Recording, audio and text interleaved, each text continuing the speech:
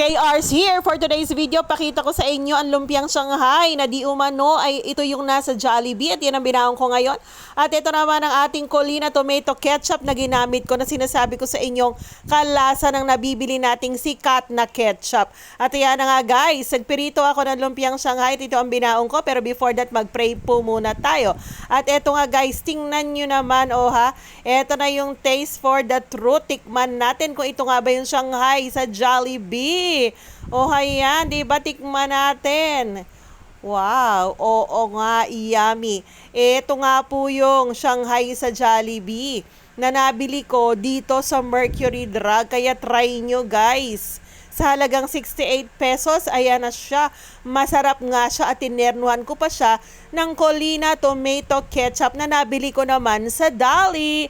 At yes, kalasa siya ng mga sikat na ketchup na favorite natin. At ayan guys, so di ba napasarap tuloy ang aking almusal ngayon? Kayo guys, ano po ba ang kinakain yung almusal?